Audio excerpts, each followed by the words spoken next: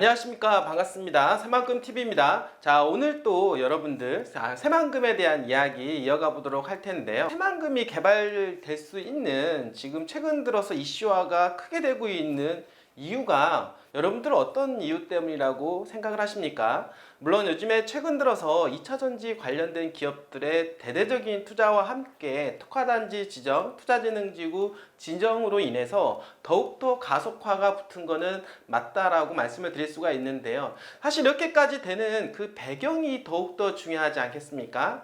자, 이 배경에 있어서 가장 중요한 부분들은 어떤 지역이 개발을 하는 데 있어서 먼저 가장 중요한 포인트는 정치적인 문제가 가장 중요하다고 볼 수가 있겠습니다. 정치와 경제 그리고 개발 이런 것들은 따로따로 볼 것이 아니라 무언가가 하나로 아다리가 딱 맞아 떨어질 때 그 지역이 개발이 속도감을 높일 수가 있다라고 하는 것이죠. 결국에는 정치적으로 밀어주지 않는다라고 하면 그 지역이 소외될 수밖에 없다라고 하는 것입니다. 자, 그런데 우리나라는 어떻습니까? 대한민국 여당과 야당 이 정치적인 대립이 상당히 심각하다라고 볼 수가 있겠는데요. 너무나도 극단적으로 치닫는 듯한 이런 느낌을 최근 들어서 받고 있습니다. 자, 그러나 여와 야가 하나로 집중이 되는 그런 지역일수록 개발이 이슈화되고 빨리빨리 개발이 진행이 된다라고 하는 거 여러분들 알고 계십니까? 예전에 충청권이 그랬다라고 볼 수가 있겠습니다. 항상 우리나라는 여당과 야당 이렇게 나뉘어질 수가 있겠는데 한쪽은 경상도 쪽, 한쪽은 어떻습니까? 전라도 쪽 이렇게 나뉘어져서 지역적인 어떤 대립이 좀 심화가 됐다라고 볼 수가 있겠는데요. 자, 충청권 같은 경우는 어느 쪽에 속하지 않은 어떻습니까? 정치적으로 열심히 하는 그런 정당을 찍어줬다라는 거. 이제 그러다 보니까 충청권에 대한 표심을 잡기 위해서 정치인들이 많은 어떤 구애 작전을 폈다라고 볼 수가 있겠는데요. 그러다 보니까 충청권은 여가 여든 야든 하나가 돼서 항상 중심이 되었던 지역이라고 볼 수가 있겠습니다. 그래서인지 충청도에 뭐가 들어갔을까요? 세종특별자치시가 들어가지 않았습니까? 뿐만 아니라 각종 개발 사업들이 많이 진행이 되어서 특히나 충청남도권 같은 경우는 거의 수도권처럼 개발이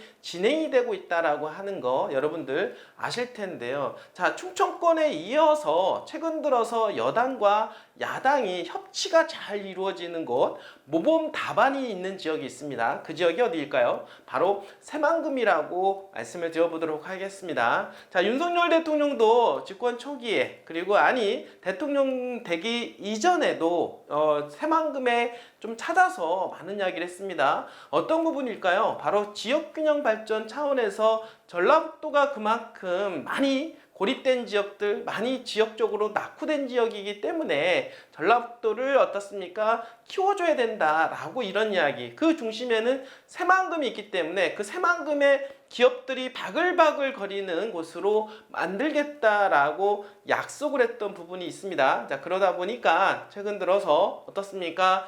새만금하고 관련된 그런 법안들이 그리고 그런 것들이 계속해서 추진되고 진행되는 가운데 투자진흥지구도 지정이 되었고 특화단지도 지정이 되었습니다. 또 그 이전에는 또 어떻습니까? 전라북도 특별자치도에 대한 이야기까지 나오면서 내년에 이제는 출범이 된다라고 하는 거. 이러한 모든 일련의 과정을 보게 되면은 여당과 야당의 협치가 잘 이루어지다 보니까 전라북도 그리고 그 중심에 있는 새만금이 더욱더 개발에 대한 탄력을 받게 되었다라고 말씀을 좀 드려보도록 하겠습니다. 예전에 충청권이었다라고 하면 여야 협치 대상이 이제는 전라북도 쪽으로 지금 오고 있지 않느냐. 그 중심에 새만금이 있다라고 볼 수가 있겠습니다. 자, 그러므로 새만금은 그리고 내년에 또 4월 달에 총선거가 있습니다. 국회의원 선거가 있는데 그러면 국회의원 선거를 앞두고 또한 마찬가지로 서로 구애작전을 피게 될 거라고 생각을 하게 됩니다. 당연히 이번 정권에서는 전라북도에 많은 심혈을 기울인 부분들이 있기 때문에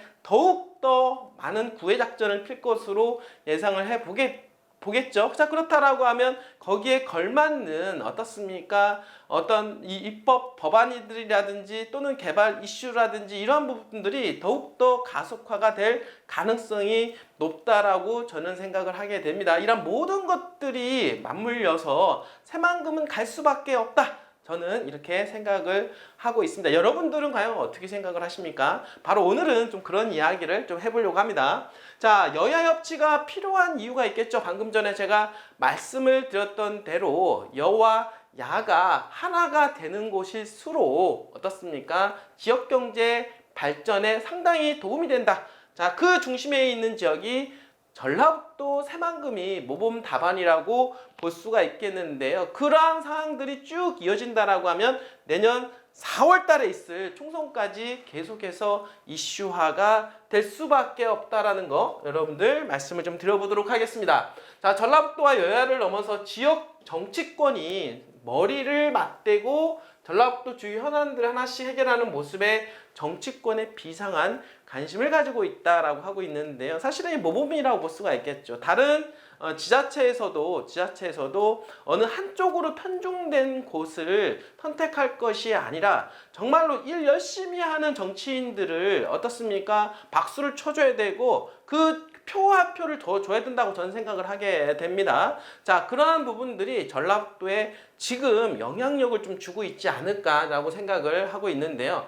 자, 전라북도 특별자치도와 새만금 투자진흥지구. 자, 여러분들 보세요. 자, 전라북도 특별자치도 이게 쉬운 게 아닙니다, 여러분들. 그리고 새만금 투자지구 진흥 지정이 되면서 법인소득세 5년간 최대 100% 감면 등의 관련 세법 개정안 등을 줄줄이 국회를 통과시키기까지 이들의 머리를 맞댄 협치가 빛을 발하고 있다. 결국에는 국회에서 해결이 돼야 되는데 국회에서 여와 그리고 야가 하나가 되지 않으면 입법이 통과가 되기 쉽지가 않다라고 하는 것입니다. 즉 여야 합치된 결과물로 전라북도 특별자치도 새만금 투자진흥기구가 탄생이 되었다라고 말씀을 좀 드려보도록 하겠습니다. 정부는 그리고 지난 20일 날 국가 첨단 전략사업 육성을 위한 2차 전지 특화단지에 대한 새만금 포함한 총 4곳을 선정을 했는데요. 이로써 새만금은 양극재 원가의 70%를 차지하는 전구체 가공과 리사이클링, 즉 재활용에 관련된 지적단지가 집중 육성될 것으로 보이게 됩니다. 여러분들 2차 전지에 대한 산업에 대한 확장성과 이 산업 생태계는요 어마어마하다라고 볼 수가 있겠습니다. 뭐 어제 그저께 이어서 2차 전지에 대한 엄청난 이슈화가 된 적이 있습니다. 가격에 대한 하락. 그 이유가 있습니다. 너무 많이 올라갔기 때문에 가격적인 조정이 있을 수밖에 없다. 하지만 2차 전지 자체에 대한 산업에 대한 확장성은 어마어마하기 때문에 2차 전지 산업을 끌고 오는 지자체 같은 경우는 앞으로 향후 미래가 보장이 되었다라고 말씀을 좀 드려보도록 하겠습니다. 실제로요. 3월 달에 에코프로 머티리얼즈 그리고 GM 합작사의 1조 2천억 원 규모를 시작으로 해서 4월 LG화학 화이오코발트의 1조 2천억 원 그리고 6월에 이어서 EDL의 6천억 원 투자 등을 2차 전지 기업들 새만금의 호실적을 올리고 있다라고 말씀을 좀 드려볼 수가 있겠는데요. 최근에도 여러분들한테 말씀을 드렸듯이 지금 발표는 되지 않았지만 1조 8천억 투자건에 대한 이야기가 지금 나오고 있죠. 이러한 부분들이 조만간에 발표가 될 것으로 예상을 해보겠습니다. 자, 여기에 더해 김관영 전라북도 도지사는 이들 노력의 결과물을 바탕으로 해서 2차 전지 여러분들 관련해서 마지막 퍼즐이라고 하는 어떻습니까? 테슬라의 기가팩토리 유치 이 부분들 바로 생산 공장인 기가팩토리 유치를 열을 올리고 있다라고 지난 시간에도 제가 말씀을 좀 드렸습니다.